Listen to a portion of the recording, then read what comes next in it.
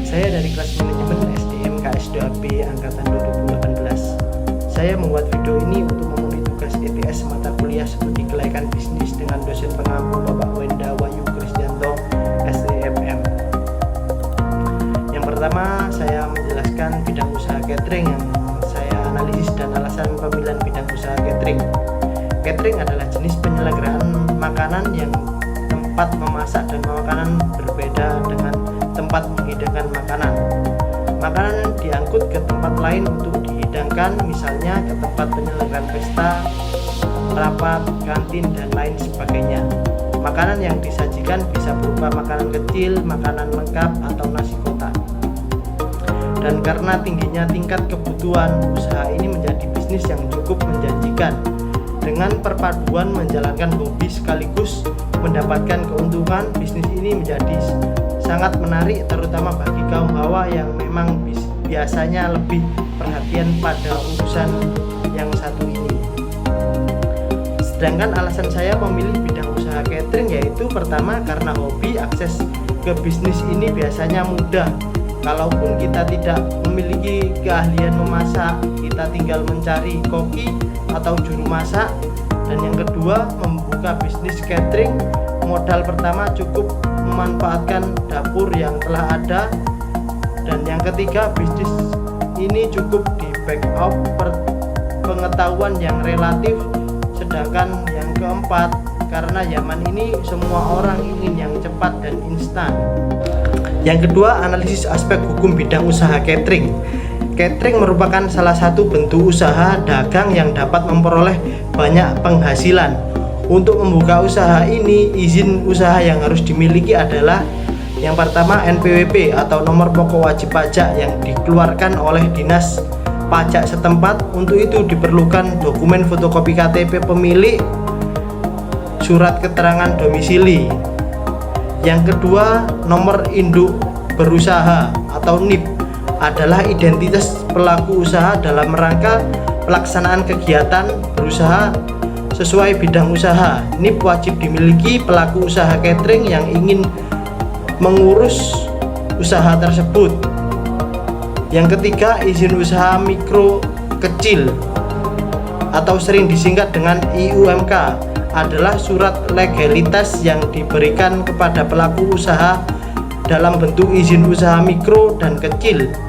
Banyaknya IUMK ini terdiri dari naskah satu lembar dan memberikan payung hukum. Selain itu, IUMK juga menjadi sarana pemberdayaan bagi pelaku usaha mikro dan kecil dalam mengembangkan usaha ke depan nanti. Mengapa saya memilih legalitas usaha tersebut? Supaya usaha catering ini diakui masyarakat luas dan izinnya diakui pemerintah. Jadi kalau bersaing ke depan di luar sana tidak perlu khawatir, karena usaha yang sudah benar-benar diakui pemerintah. Yang ketiga, analisis aspek lingkungan bidang usaha catering, yaitu yang pertama kekuatan. Kekuatan memiliki 3 kekuatan dalam usaha catering ini. Yang pertama, bahan bakunya mudah untuk dicari. Yang kedua, bisa memberikan kontribusi kepada konsumen. Dan yang terakhir, yang ketiga, harga jualnya cenderung lebih terjangkau. Yang kedua, kelemahannya ada 2. Yang pertama, menu yang disediakan masih sedikit termasuk menu lokal. Dan yang kedua, kurangnya jumlah tenaga kerja. Yang ketiga, peluangnya yang pertama, tempat yang strategis di pinggir jalan raya. Dan yang kedua, mudahnya mencari bahan baku. Dan yang terakhir, yang ketiga, menciptakan lapangan pekerjaan bagi masyarakat sekitar. Yang keempat, ancaman. Yang pertama, harga bahan baku yang meningkat. Dan yang kedua, banyaknya catering lain menawarkan paket makanan dengan harga yang lebih murah. Dan yang terakhir, yang ketiga, selera masyarakat yang cepat berubah dapat menyebabkan kemunduran apabila tidak melakukan inovasi-inovasi baru. Makro aspek lingkungan usaha catering. Yang pertama, ekonomi. Jika usaha catering ini dapat memberikan dampak positif kepada masyarakat sekitar, maka nantinya akan memberikan peluang kerja bagi masyarakat sekitar. Yang kedua, sosial budaya. Harus memiliki dari lingkungan sekitar usaha catering yang akan dijalankan apabila memberikan dampak positif atau tidak untuk membuka usaha ini. Yang ketiga, teknologi. Teknologi yang akan kita pakai adalah teknologi yang tidak mengganggu aktivitas warga setempat. Dan yang keempat, politik.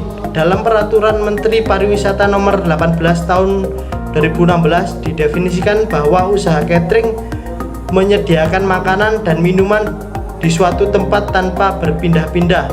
Pemilik catering harus mengetahui mengenai perizinan catering. Dan yang kelima, dampak lingkungan.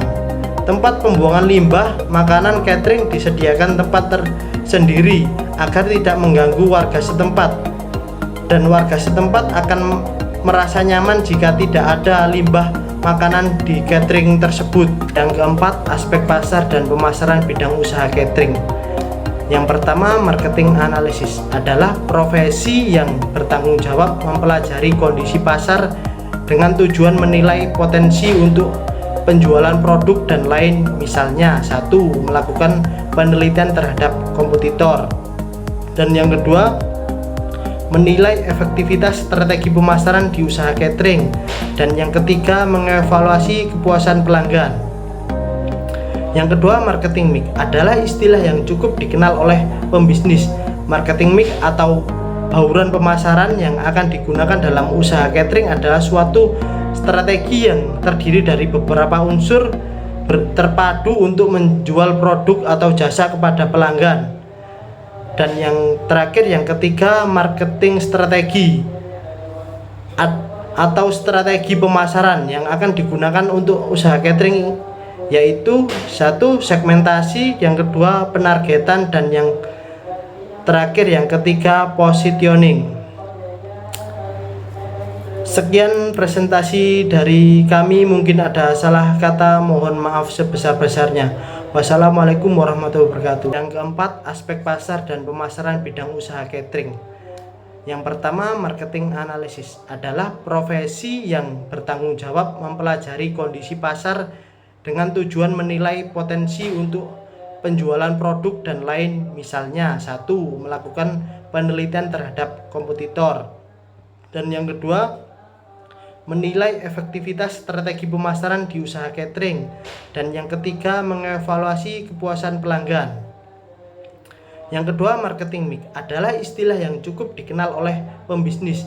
Marketing mix atau bauran pemasaran yang akan digunakan dalam usaha catering adalah suatu strategi yang terdiri dari beberapa unsur terpadu untuk menjual produk atau jasa kepada pelanggan.